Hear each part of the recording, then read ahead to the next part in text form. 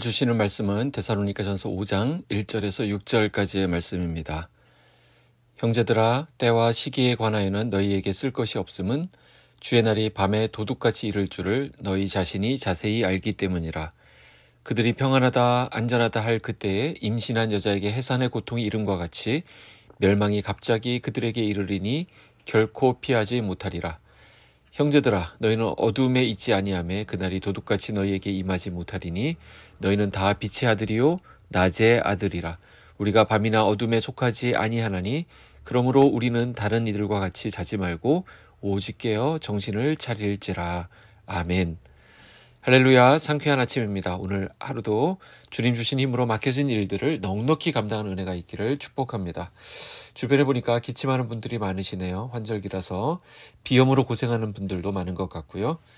건강 잘 챙기셔서 몸과 마음과 영혼이 강건하게 되시기를 기도합니다.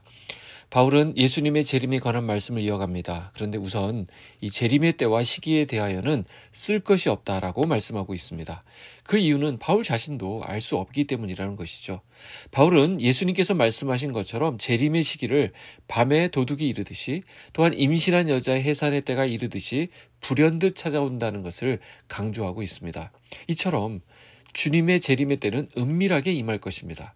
그동안 여러 이단 사이비에서는 구체적인 날짜를 지정하기도 하고 또한 어떤 조건을 이루게 되면 주님의 날이 당장 임할 것처럼 이야기하기도 했습니다. 그러나 결과들은 어떻게 되었습니까? 전부 불발로 끝났습니다.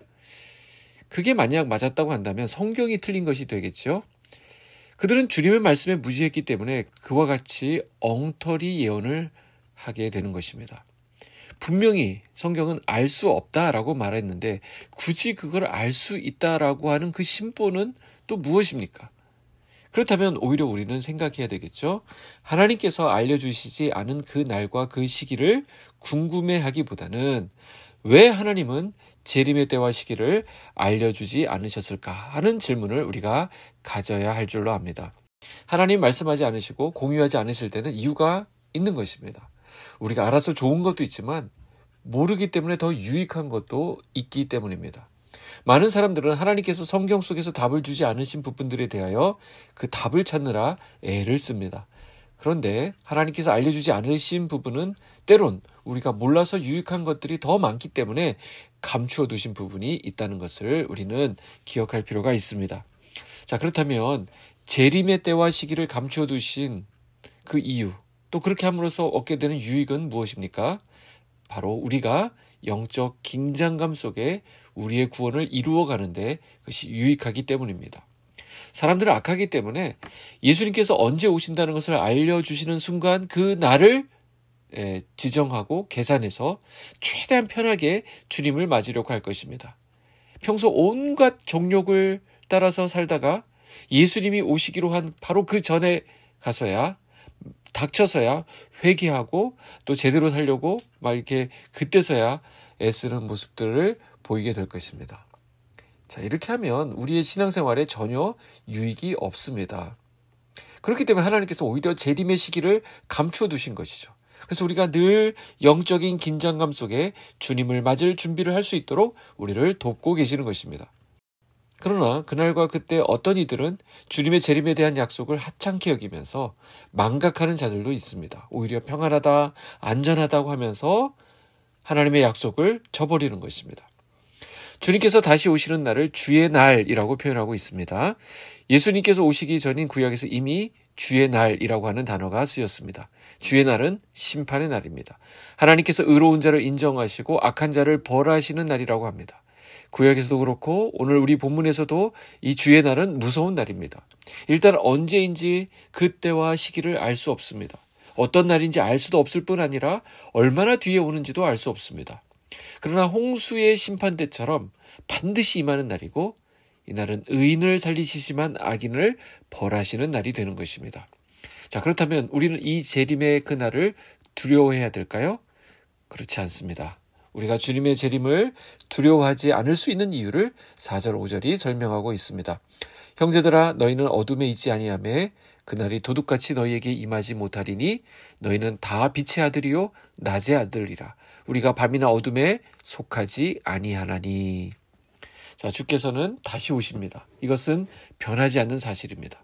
우리의 신앙 고백도 반드시 주님이 다시 오신다는 의미를 담고 있지 않습니까? 사도신경 보시면 저리로서 산자와 죽은 자를 심판하러 오시리라. 그런데 우리 예수 믿는 자들에게는 이 주의 날이 전혀 다른 성격의 날이 된다고 우리 바울은 말씀하고 있습니다. 누군가에게는 도둑과 같이 갑자기 임하는 날이 되어서 심판의 날이고 무서운 날이지만 우리 예수 그리스도를 믿는 성도에게는 그렇지 않다는 것입니다. 이것은 우리가 이미 이 날이 있음을 믿기 때문이기도 하죠. 그러나 또 한 가지 중요한 의미가 있는데 우리는 이미 그 날을 맞을 준비가 된 사람들이라는 것입니다. 그리스도 안에 있지 않은 사람들에게는 재앙의 날이고 심판의 날이지만 우리는 그 날을 맞을 준비가 된 그런 사람들이라는 것이죠. 자, 이 날에 필요한 준비가 무엇이겠습니까? 하나님께 인정받은 그 깨끗함, 의로움입니다. 하나님 앞에서의 당당함입니다. 우리는 이 준비를 마친 것입니다. 그래서 그 심판으로부터 안전하다는 것입니다. 한 번 죽는 것은 사람에게 정한 것이지만 그 외에는 심판이 있는데 우리는 그 심판을 맞지 않게 되는 것입니다. 왜 그렇습니까? 예수님 안에 있는 사람들은 이미 예수 그리스도의 피로 씻겨졌기 때문에 우리가 할 수 있는 일은 없습니다. 오직 예수님 안에 우리의 정결함이 있는 것입니다. 이미 우리는 준비가 된 것입니다. 그런데 이와 같이 준비가 끝났음에도 불구하고 바울은 성도들에게 뭐라고 얘기합니까? 깨어 있으라고 말합니다. 6절 보시죠. 그러므로 우리는 다른 이들과 같이 자지 말고 오직 깨어 정신을 차릴지라. 자, 지금 아직도 잠자고 계신 분 있나요? 깨어나십시오. 그리고 정신 좀 차리십시오. 우리는 아직 전투 중입니다. 무슨 말인가요? 준비된 상태로 살아야 한다는 것입니다. 그날에 하나님의 심판대 앞에서 예수의 공로로 말미암아 의인이 되었고 또 우리가 그런 준비가 되었지만 그럼에도 정신을 차리고 깨끗하게 살아가라고 말씀하고 있는 것입니다. 즉 주님의 다시 오심을 늘 고대하는 사람들로 살아가라라는 것입니다.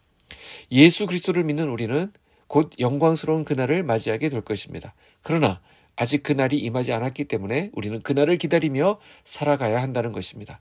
아직 끝난 게 아닙니다. 이 땅에서 주의 자녀의 삶을 살아내야 합니다. 깨어 있어야 하고요. 정신을 차려야 합니다. 순결한 모습으로 주님을 맞아야 합니다. 예수님의 다시 오심을 믿고 기다리는 자들로서 오늘 하루 주님 보시기 아름답고 순결한 삶 살아가시기를 주님의 이름으로 축복합니다. 기도하겠습니다. 사랑의 하나님 아버지 감사합니다. 우리에게 주님의 다시 오심에 대한 소망을 일깨워 주시니 감사합니다.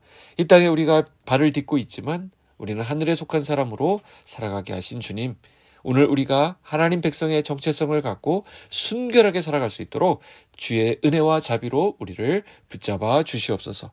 낙심과 절망 가운데서 꿈과 소망을 되찾게 하시고 새 힘과 능력을 공급받도록 우리 주님 인도하여 주시옵소서. 예수님의 이름으로 기도하옵나이다. 아멘.